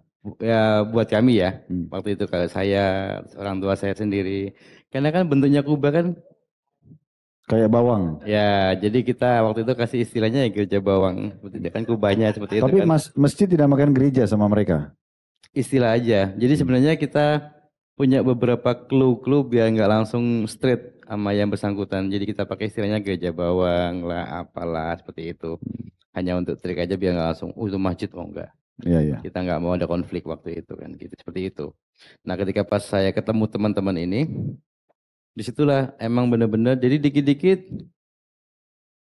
hati tersentuh, dikit-dikit air mata netes. Waktu itu saya bilang pertama kali ketemu mereka teman-teman ini, ya mereka sih sebenarnya menggawangi saya untuk mengarahkan ke ketika saya udah mulai terbuka hati, terus mereka udah mulai sedikit-sedikit memberi pengertian. Nah, begitu pas habis saya sadar secara di rumah saya sadar sendiri, besoknya saya ketemu teman-teman, saya bilang gini, hati saya hancur, saya hancur-hancurnya, saya bilang gitu kan. Tolong yang pertama kasih tahu saya tentang tauhid itu apa gitu kan. Terus kasih referensi saya figur seorang Nabi Muhammad itu seperti apa. Itu pertama kali saya ngomong sama teman-teman kami ini, ada beberapa itu. Terus akhirnya, tapi yang utama please tolong ajarin saya sholat. Itu wallah saya ngerasa kayak punya saudara baru. Saya itu dipeluk sama mereka. Lagi dan lagi air mata saya itu nggak bisa dibendung lagi. Jadi dari situ saya baru bisa memahami, oh iya ini loh Allah tuh benar-benar balikin hati saya itu Bolak-balikan ya hati. luar biasa. Artinya konsep yang Allah membolak-balikan hati hamba yang biasa digaung-gaungkan oleh para kiai dan ustadz-ustadz muslim itu sudah pernah sering didengar oleh orang Nasrani. Jadi sudah familiar banget Ya, sebenarnya hal-hal seperti itu. cuman akhirnya terbukti di kehidupan Ya, antum. ya. Terus habis itu gimana? Mulai sholat, mulai belajar Ya, ya, agama gitu ya? saya tuh ingat banget dulu. Nah, mungkin ada beberapa sekarang teman-teman yang mungkin satu alma mater sama saya, sama-sama alumni. Jadi emang dari situ saya bisa ambil kesimpulan. Ada sebagian mu'alaf itu kan, nah ini saya harus bicara fair, saya harus bicara faktanya, karena memang terjadi sama keluarga saya sendiri. Memang dari situ saya bisa mulai paham, ada dua tipe mu'alaf gitu loh. Menurut saya Ustadz ya, saya garis besarin di biar nggak salah. Jadi ada sebagian mu'alaf, misal saya tanya, antum kenapa mu'alaf? Oh iya, kebetulan ini calon laki, calon istri, Islam. Jadi mau nggak mau saya harus ikut. Nah, biasanya yang model-model kayak gini nih, untuk menjaga Akidahnya? akidahnya, konsistensinya segala macam itu akan sangat-sangat lemah sekali. Segelintir mu'alaf, ya memang hidayah, seperti saya, gitu kan. Begitu pas seperti itu, begitu habis saya syahadat segala macam, itu tingkat hausnya tentang ilmu itu emang kuat Ustadz. Jadi emang di kepala ini cuman adanya bagaimana ya cari ilmunya model ini, model itu segala macam. Jadi sampai semua dulu tuh saya tuh datang ke sini, datang ke situ pengajian yang ini. Sahabatnya tetangganya Ustadz sendiri ada di sana kan itu ada juga saya datang ke sana. Ketemu nggak ketemu gitu kan. Sampai akhirnya ya waktu itu saya diajak sama temen ke sini nih. Waktu itu saya ingat banget. Makanya kalau yang semua bersinggungan dengan Ustadz Khalid itu kok bahasanya delalahnya itu bahasa Inggrisnya delalahnya itu apa ya? Kebetulannya itu kan. Itu kok bisa barengan gitu loh. Kenapa? Pertama saya datang kajian bahasanya kan kajian sunnah ya di sini. Saya tuh ingin duduk di paling belakang sana waktu itu. Waktu itu Ustadz Khalid bahas masalah kitab Bulughul Maram. Saya cari itu belinya di mana saya beli sampai sekarang itu masih ada di rumah itu. Jadi saya datang ke sini dulu tiap Jumat kalau nggak salah waktu itu, kalau nggak salah Kamis kalau nggak Jumat waktu itu. Makanya di sini juga gitu loh. Makanya dari situ akhirnya oh iya, oh ini yang pas buat saya. Ini pas buat saya karena ketika saya dengerin versi yang ini, oh ya ini kayaknya kurang ya gitu. Versi yang ini kok kayaknya nggak Rasul banget ya. Ke yang ini kok ini. Begitu pas ke yang ini, saya nggak boleh nyebutin mereknya. Maksudnya beliau maksudnya. Oh ini kayaknya pas ini. Nah itu lalu ya berjalan sampai sekarang. Jadi saya itu sedikit banyak emang sedikit suka baca. Ini bukan saya minta beliau bicara gitu ya. Karena saya baru ketemu hari ini, benar ya? Benar, benar. Saya duduk tadi ketemu beliau ini 15 menit sebelum azan maghrib tadi. Mm.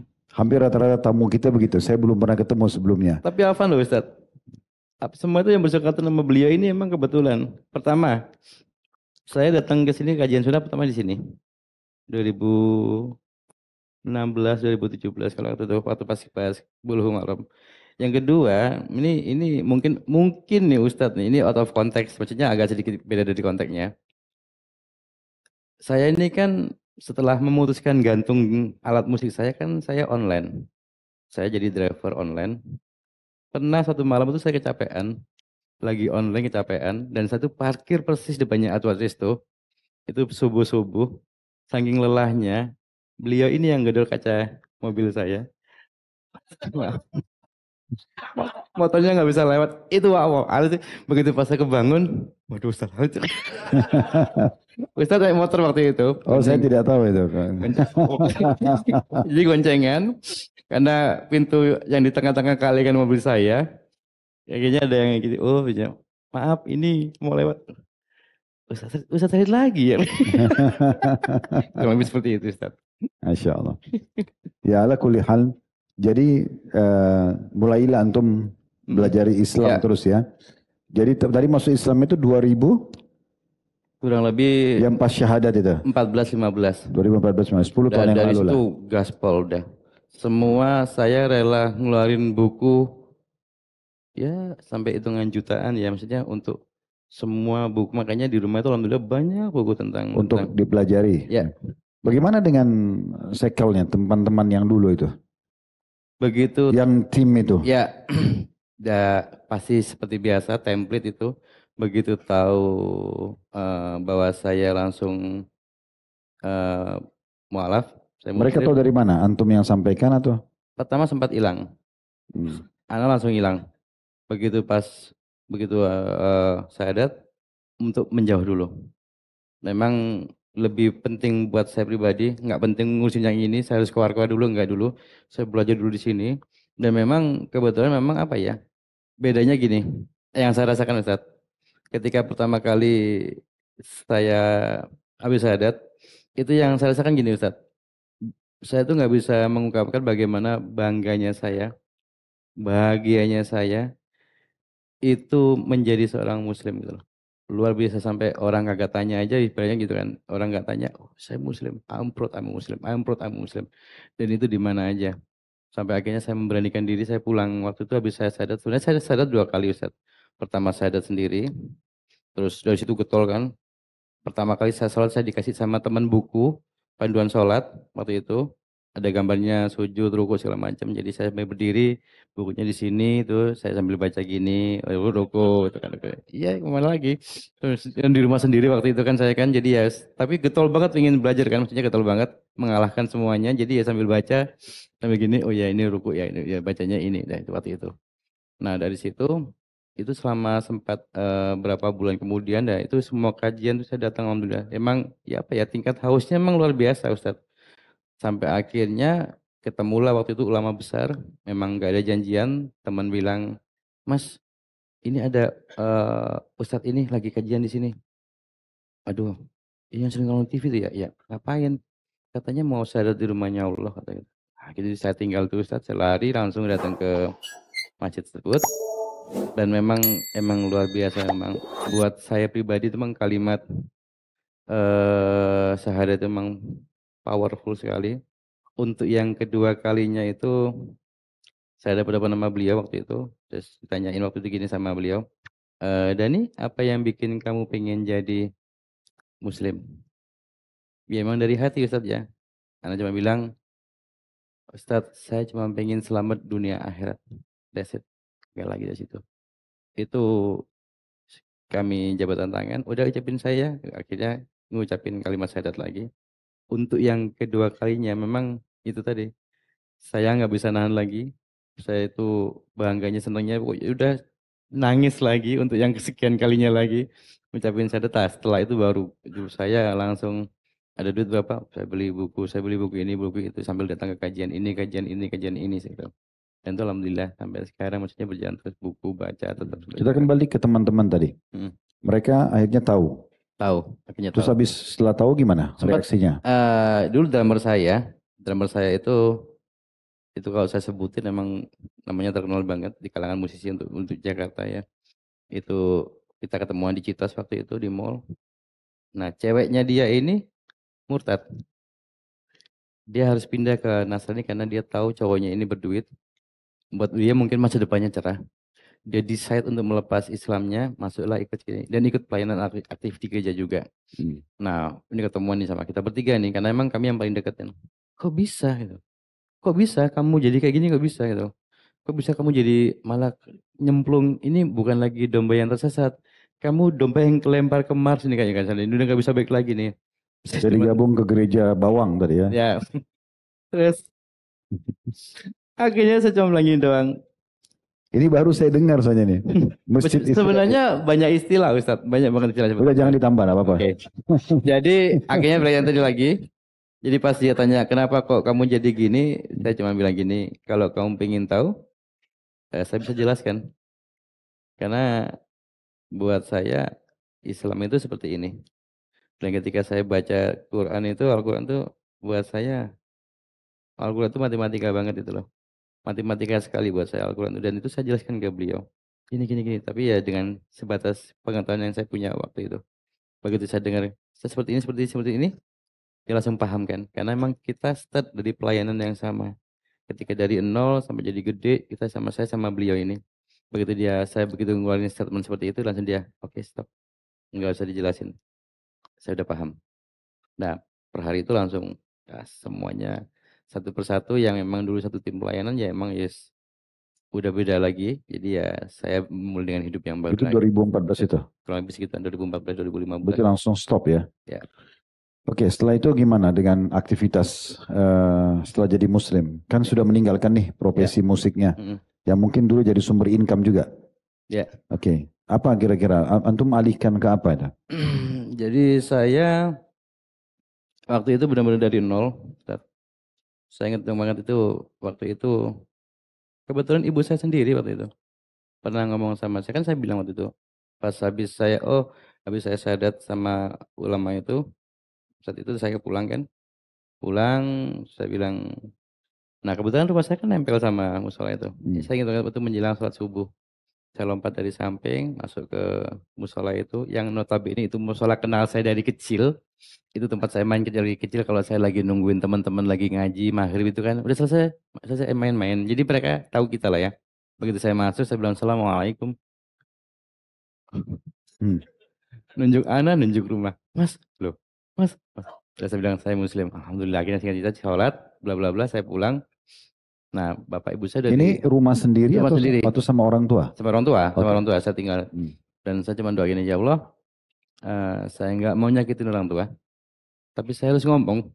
Oh ini pertama kali mau membahasakan Muslim ke kedua orang tua. Oke. Nah itu saya harus ngomong dan saya akan terima semua resikonya.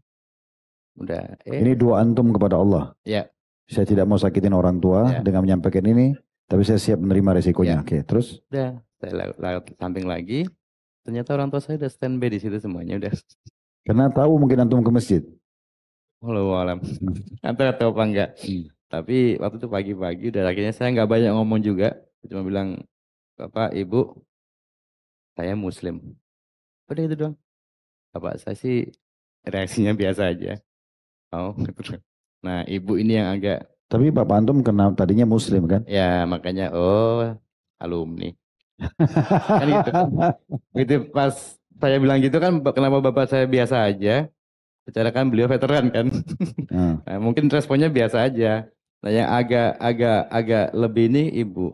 Nah, tapi Bapak ini dulu Muslim yang kuat dengan agamanya, murtad karena pernikahan atau? Jadi kalau menurut analisa saya pure pernikahan. Nggak mungkin karena hidayah. Karena apa? Begitu pas saya habis syahadat, saya declare bahwa I'm proud I'm Muslim. Saya datang ke tante saya di Jakarta, ada adik bapak yang paling bontot. Itu agak menggelitik telinga. Itu Muslimah? Muslim semuanya. Berarti cuma bapak sendiri yang murtad? Iya. Oke. Dan waktu itu saya ngomong sama tante saya Muslim. Itu langsung takbir semuanya. Alhamdulillah, nggak nyangkut bapaknya, nyangkut anaknya. Lah kan kaget saya kan. Maksudnya apa gitu kan. Dan ada satu quote dari beliau yang buat saya menggelitik, kata tante saya gini. Kamu lain kali, nanti kalau mau ngaji nggak usah kemana-mana. Belajar aja sama bapakmu, orang bapakmu dulu juara kori. Lebih kaget lagi saya. Hah? Juara kori? Ya itu bapak kamu dulu juara kori. Jadi bapak antum yang murtad itu dulu juara kori? Ya. Masya Allah. Jadi berdasarkan cerita adiknya sendiri. Masa? Iya, makanya saya pede ngomong sama bapak itu pede. Kelas kampung atau nasional nih? Nah itu saya nggak tanya. Tapi trofi-trofinya masih ada. Tapi at least kan kalau minimal kori kan kalau secara profesional musik kan nyanyinya nadanya bener. Berarti masih ada hafalan Qur'annya dong? Harusnya. Berarti bisa disentil dari situ. Nanti saya ada momen akan ambil berdua waktu sama dia, itu akan saya langsung direct langsung. Coba baca ini Anaba atau apa gitu. Nggak mungkin nggak. Cuma emang gini, Ustaz. Ketika saya berhubungan dengan Bapak, itu pasti ibu saya pasti akan protek. Sampai sekarang. Jadi ketika saya lagi telepon gitu di Jakarta, Bapak sehat gitu, nggak lama. Ya ini ibumu. Nggak bisa lah ngomong lama. Karena bagi ibu, Bapak ini domba yang udah ditangkap. Yang harus ditahan. Ya, Yang jangan harus lepas. dijaga. Ya. Yang harus dijaga. Itu bisa kayak gitu. Ya udah dari situ. Nah, saya ingat banget waktu pas saya. Sebentar sebelum lanjut, kita doakan supaya kedua orang tuanya insya Allah masuk Amin Islam. ya Rob. Amin. Dapat hidayah Amin. ya. Nah, balik ke tadi pertanyaan Ustaz tadi. Saya itu ingat banget waktu pas saya habis declare bahwa ibu saya muslim, bapak saya muslim. Pernah waktu itu ibu saya bilang gini, kamu jadi muslim kere kamu. Kere? Ya, kere kamu jadi muslim. Percaya sama ibu. Ya itu jalan harus saya ini kan. Dan waktu itu pas ketika saya memutuskan untuk melepas semua bidang saya, itu pas saya awal nikah, ketemu istri kan 2017 saya. Ketemu langsung nikah, maksudnya nggak pakai pacaran juga sama istri alhamdulillah. Terus begitu nikah, alhamdulillah istri saya pakai cadar langsung kan. Udah dari situ saya start dari nol. Saya nggak punya skill apa-apa, kecuali main musik, kan nggak mungkin saya main musik lagi. Ya kan? Karena saya tahu kayak apa segala macam, kalau bicara detail hukumnya saya bisa jelasin detail di situ tentang haramnya di musik itu. Terus akhirnya biasa punya skill waktu itu saya nyopir, saya online driver online itu. Udah untuk survive waktu itu di situ. Sambil akhirnya suatu saat dapat rezeki, ya sekarang dapat usaha bisnis kecil-kecilan, kurang lebih seperti itu. Berarti terbukti ke ibu antum tidak kere kan gitu. Masya Allah. Alhamdulillah. Kira-kira apa ini? Langkah apa yang antum ingin lakukan? Ini kan kedua orang tua masih dalam keadaan non muslim dan antum tahu sendiri kalau Islam itu adalah hidayah. Apa upaya antum nih sebagai anak kepada orang tua? Pernah ada diskusi agama kah misalnya atau? Kalau diskusi agama agak sedikit kurang. Mungkin dalam arti gini, ibu lah terutama ya, masih akan defend kuat. Karena semua yang berbau agama dia pasti akan defense orang tua saya. Dan nggak mungkin saya attack juga kan. Jadi ada momen-momen kayak gini, misal pas lagi berdua, ya emang saya pertama doa. Karena saya percaya Allah aja tangkap saya dengan hal yang di luar dari saya Ustaz. Berdoa juga, ya Allah apa yang Allah kasih ke saya, kasihlah ke orang tua saya. Gitu loh. Ya tinggal ya kalau kata istri kita sama-sama ya tinggal seberapa kuat kamu doanya itu aja. Biar bapak ibu dapat hidayah. Hubungan antara istri antum sama ibu bagaimana? Oh Masya Allah. Dulu pas awal nikah kan saya bisa memahami perasaan ibu saya. Terpukulnya bahwa saya seorang muslim. Nah waktu pas kami nikah itu emang saya cuma telepon doang sama orang tua. Terutama bapak. Bapak saya izin nikah. Padahal silakan maksudnya silakan gini ya udah. Jadi emang ada orang tua yang datang semuanya. Jadi saya nikah sama istri juga udah nggak usah rame-rame KUA aja yang penting sah gitu ya udah. Udah singkat cerita setelah menikah kedahuluannya istri saya memutuskan untuk pakai cadar. Nah pas pertama kali singkat cerita nyampe rumah lah saya siap ketemu mertua siap oke siap kita pulang. Ini dari Jakarta ke Malang? Ya Malang nih. Saya tuh inget banget. Saya tuh dulu tuh kalau perjalanan jauh itu kan pasti banyak istirahatnya. Kan bawa mobil kan. Itu pertama kali aja istri tuh saya naik mobil cuma 7 jam dari Jakarta ke Malang dan nggak berhenti. Mata saya melek terus. Saking paniknya. Bukan karena strong nggak. Ini gimana ya ketemu orang tua ya. Ya udahlah. Bismillah. Ibu pendeta, aktivis gereja. Antum bawa istri yang bercadar, dianggap muslimah yang baik di dalamnya. Jadi ini gimana nih pertemuannya dua wanita ini? Gitu? Jadi ibaratnya tuh gini Ustadz, ibaratnya itu kalau bapak saya seperti biasa aja kan veteran dia kan. Ibu saya tuh ibarat kayak Mike Tyson tuh kayak TKO 2 kali itu loh. Pertama harus terima kenyataan bahwa anaknya ini muslim. 2 tahun kemudian pulang-pulang buat Ninja Hattori katanya. Dan ini pulang-pulang bawa Ninja Hattori itu kata ibu saya. Dan habis dulu tuh kasihan istri luar biasa. Hampir tuh semua yang jelek semua istri. Semua tentang pembahasan semuanya istri. Ya, Masya Allahnya emang dia tuh emang luar biasa. Terus Pintar. sabar tapi istri ya. Ya, sekarang ini mantu paling disayang ternyata dia. Oh jadi awalnya dibenci, sekarang ini dengan berjalannya waktu, Ya, istri antum anak mantu yang paling disayang. bahkan saking sayangnya ibu ke mantunya ini sampai ini dia sendiri ada di belakang itu dia. Pernah ke gereja, biasanya kan kalau yang nganter itu kan anak-anaknya. Ini ini saya nggak tahu, tahu-tahu ibu saya bilang, kamu antar ibu. Nah, ke gereja. Ya istri yang bawa. Bayangin masuk gereja, set itu diakannya pengurus gereja pada bukain pintu. Biasanya ibu turun dari mobil, shalom kan biasanya gitu kan. Begitu shalom gini lihat yang mobil loh kok cadaran gitu kan. Agak mantu katanya. Saking deketnya sekarang ibu sama istri. Ya mudah-mudahan jadi penyebab hidayahnya. Amin. Amin, Amin. insya Allah. Baik mungkin penutupnya nih. Ya. Setelah antum masuk Islam, antum dapat sendiri hidayah itu. Tersentuh tanpa ada yang membahasakan, melihat gambar Ka'bah, dengar tilawah, tadi dengar azan, dengar takbiratul ihram imam gitu kan. Sampai antum akhirnya mempertemukan Al-Ma'idah 116 tadi. Dan antum merasakan kebenaran itu. Sekarang apa upaya antum untuk bisa istiqomah ini? Bagaimana antum menjaga komitmen antum untuk mempertahankan Islam ini? Buat mualaf itu kan yang paling berat kan, ya sebenarnya buat semuanya ya. Kalau buat saya pribadi itu kan ketika mempertahankan istiqomahnya ini kan luar biasa. Saya tuh ingat banget ketika pas habis syahadat kata teman, antum start from zero, nol lagi. Nah, ya malah susah lah, jaga itunya kan susah kan. Nah, kebetulan kan gini Ustaz.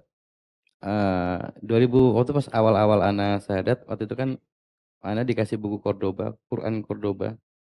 Dan Masya Allah itu Quran sampai sekarang Ana bawa sampai sekarang. Jadi banyak Quran di rumah, tapi kemana-mana ini yang buat saya pribadi itu untuk jaga istiqomahnya. Karena buat saya tadi kan saya pernah tadi bilang kan Al-Quran itu kalau mau pedoman hidup yang benar, nggak neko-neko, ya itu. Al-Quran itu buat saya itu is like a mathematics, 2 tambah 2 sama dengan 4. Semua ada di situ, Ustaz. Dan kenapa saya itu bilang gini, saya sampai sekarang tetap narik, Ustaz, tetap online saya. Dan saya itu paling bingung ketika Al-Quran saya itu ketinggalan. Maksudnya bukan maksudnya apa gini. Saya itu di momen bisa sampai 2 bulan sekali atau kadang pernah rekor sebulan tuh khatam baca Quran saya. Sampai detik ini. Ya tetap ada naik turunnya ya. Tapi kenapa saya tuh cinta banget bawa bawa Cordoba itu. Jadi saya tuh punya kebiasaan sampai hari ini sebelum saya tilawain tuh Qurannya, saya tuh pasti baca dulu artinya dulu. Terjemahnya. Misal saya lagi baca surat Al-Qiyamah misal. Saya baca dulu artinya baru saya artinya baru saya baca aja. Itu ketika pas saya lagi tilawain semuanya itu, secara nggak langsung garis besar storytelnya di situ saya paham. Jadi ada beberapa suatu selalu bikin saya nangis. Surat Qaf pasti saya nangis baca itu. Surat Al-Qiyamah udah pasti saya pasti akan bergenang air mata saya. Misalnya surat Maryam atau Karena surat tentang masalah kiamat. ya. Dan itu akhirnya sedikit makanya membuat saya itu sampai detik ini menganggap sampai hari ini ya saya sih memang mahasiswa baru dalam dunia muslim maksudnya gitu kan. Cuman buat saya ini ya emang Quran itu emang luar biasa dan itu buat saya cinta banget sampai detik ini ya menjaga itu tadi tetap baca. Kayak contoh saya lagi narik nih, lagi online, namanya juga online itu ada momennya anyep, tadi kan lagi rame. Lah pas ketika lagi anyep itu mungkin orang lain sebel. Saya seneng, kan di situ saya bisa baca karena saya punya target kan harus sekian harus hari ini harus habis berapa surat, hari ini harus berapa surat seperti itu. Dan karena emang sedikit banyak tahu isi cerita masih tentang surat ini, jadi buat saya itu makanya sampai sekarang sampai hari ini kalau bicara tentang Quran, masya Allah. Mau bicara tentang apa aja, masya Allah. Mau tentang black hole, tentang apa, tentang itu, semuanya kompleks ada di situ. Berarti kiat pertama itu karena membaca Al-Quran ya. Ya, Untuk istiqomah baca Al-Quran. Dan yang paling tepat dengan terjemahan. ya, Ini sudah sering kita bahasakan ikhwas sekalian ya. Bagaimana kita kalau baca atau dengar ayat Al-Quran usahakan ada terjemahnya. Karena kita nggak ngerti bahasa Arab itu ya. ya, Supaya tahu apa pesan Allah di situ. Nah salah satu yang baru lakukan itu bagus. Baca terjemahan misalnya surah Al-Qiyamah. Baru kemudian baca bahasa Arabnya. Sehingga tadi sudah tahu dari ayat sekian sampai ayat sekian ini. Oh ini terjemahannya. Pada saat dibaca itu lebih nyantol gitu ya. ya. Baik, dan beliau selalu meluangkan waktu untuk membaca dan mengkhatam Al-Quran. Baik, ada kiat yang lain mungkin yang antum lakukan? Selain baca Al-Quran, mungkin sambil setir mobil dengar Iya, ceramah saya pasti atau ceramah. Dia sering datangi majelis seperti ini. Itu emang yang jaga hawanya tadi itu biar tetap ya dekat sama Allah terus. Ya, intinya sih itu sih Ustaz. hmm. Ya nggak jauh-jauh dari situ sih. Sama kalau saya memang pribadi emang saya suka, maksudnya baca Quran, yang kedua ya emang dengerin kajian. Sekarang semuanya udah ada, nggak datang kajian, ya sempatlah beli kuota sedikit berapa duit sih Hmm. dengerin. Kalau untuk sama anak-anak, sama istri di rumah gimana? Mereka juga aktif dengerin ceramah atau? Alhamdulillahnya Nah ini eh sudah Muslim nih. Tadi kan puji Tuhan tadi ya. ya. Jadi menikah yang untuk yang kedua kalinya, yang pertama dulu kan Chinese. Jadi anak-anak dari yang istri pertama itu untungnya gennya kuat emaknya. Hmm. Jadi putih-putih sipit-sipit. Nah dulu untuk ke Jakarta itu perlu pergolakan sama neneknya. Jangan sampai ke Jakarta kamu. Kalau ke Jakarta habis kamu. Sama bapakmu dipakein ini. Jilbab. Dijilbabin segala macam. Disuruh syahadat. Namanya doa orang tua kan mabrur ya. Begitu pas mungkin neneknya waktu itu ngomong kayak gitu, malaikatnya lewat. Itu dengerin neneknya ngomong kayak gitu. Disuruh pakai kerudung. Ya udah. Begitu pas anak-anak ke Jakarta, ya akhirnya yang satu sekarang di pesantren. Masya Allah.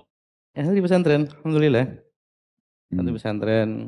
Berarti Malah yang 4 lagi anak dari yang sekarang? ya, oh enggak, yang bawaan dari istri sama bawaan dari saya. Oh Itu ya dan Masya Allah. seperti itu. Hmm. Aktivitas berarti mereka ada yang di pesantren yang pertama tadi, yang lainnya di rumah, sekolah umum. Ada yang sekarang udah ada yang kerja, sekarang yang udah kerja, yang satu udah menikah, yang kakaknya yang di pesantren ini sama-sama sipitnya ini. Nah, terus yang lainnya sama. Jadi yang paling bontot itu TK, kakaknya SD, satu sama di tempatnya kakaknya yang pesantren ini. Oke, Gitu. Alhamdulillah kita sudah dengarkan Jadi begitu aman panjang lah, lebar Ustaz. ya. Ya, jazakallah khair tentang bagaimana sebelum beliau masuk Islam, ya, dari nama sebelum masuk Islam, kisah panjang lebar aktivitas untuk memurtadkan orang non Muslim, non Nasrani lah kepada agama Nasrani.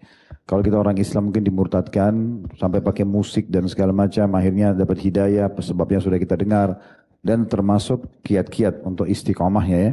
Jadi mudah-mudahan insya Allah Allah buat antum selalu istiqomah Amin. sampai wafat di atas Islam dan iman. Amin. Dan Allah juga memudahkan untuk Islam ini tersebar di tangan antum, terutama di kalangan teman-teman yang dulu aktif bersama-sama ya. Amin. Dan kedua orang tua juga, apalagi memang dari keluarga ayah, mungkin cuma ayah saja. Dan ibu pun tadi ya, nenek orang tua beliau juga Muslim. Ya. Sehingga masih banyak celah yang bisa kita gunakan untuk mengajak mereka masuk Islam insyaAllah. Sekali lagi jazakumullah khairan dan kita ambil pelajaran tentunya teman-teman sekalian. Kalau kita bisa simpulkan, maka sering ya dalami agama Islam ini sebanyak mungkin. Kemudian mulailah membentuk semampu kita bagaimana kita marketingkan agama Islam ya kan, dengan cara yang sangat mudah saja dan di lingkungan sekitar kita saja. Orang-orang yang sebaya dengan kita saja kita mulai untuk menawarkan Islam sama mereka. Tugas kita tadi saya bilang kalau marketing cuma menawarkan, kita tidak perlu untuk menjual produknya. Karena la ikraha fiddin, tidak ada paksaan dalam agama Islam. Kita cuma sampaikan, orang terima alhamdulillah, tidak terima gak ada masalah. Tapi umumnya kalau kita, itu tergantung kadar keikhlasan. Kalau kita ikhlas dalam menyampaikan, maka insya Allah mudah-mudahan itu akan bisa menjadi penyebab hidayah orang lain. Baik begitu teman-teman sekalian, semoga apa yang kita bahas hari ini bermanfaat buat kita semua. Dan Allah ikhlaskan niat dan selalu kita berdoa agar seluruh amal soleh kita diterima oleh Allah Subhanahu Wa Taala, seluruh dosa kita dimaafkan. Dan Allah selalu buat kita istiqamah, dipanjangkan umurkan di atas kesempurnaan iman dan ilmu juga amal saleh dan taubat dari dosa-dosa. Dan semoga juga Allah selalu jaga agama kita ini di negeri tercinta ini. Juga Allah jaga kemerdekaan, persatuan dan kesatuan kita. Dan Allah berikan hidayah para pemimpin menjalankan tugasan amanah dengan baik. Sehingga betul-betul negara kita terjaga, ya keamanannya, ketentramannya dan umat Islam selalu menjadi pemimpin yang memang bisa menyebarkan agama Islam dengan baik, kedamaian dan juga kebenaran agama Allah Subhanahu Wa Taala. Dan kita tutup dengan doa kepada Allah Subhanahu Wa Taala, semoga saudara-saudara kita di Palestina diberikan kemerdekaan oleh Allah Subhanahu Wa Taala dan juga sebagaimana diberikan kepada kita, dan Allah berikan juga kemenangan dari musuh-musuh mereka, serta Allah berikan balasan yang tepat kepada musuh-musuh yang memang sudah membabi buta dan membantai mereka. Dan semoga Allah satukan kita semua di surga Firdausnya tanpa hisab, mana disatukan dalam majlis ilmu yang mulia ini. Kalau benar pasti dari Allah, ambil dan amalkan. Kalau ada salah, maka mohon dimaafkan saya dengan beliau, Pak Dhani. Apa yang kami bahasakan tadi adalah kami manusia biasa, coba bertanya, coba diskusi. Maka itu dari kesalahan kami, tolong dimaafkan. Subhanakallahumma bihamdika, asyhadu an la ilaha illa anta astaghfiruka wa atubu ilaik. Wassalamualaikum warahmatullahi wabarakatuh.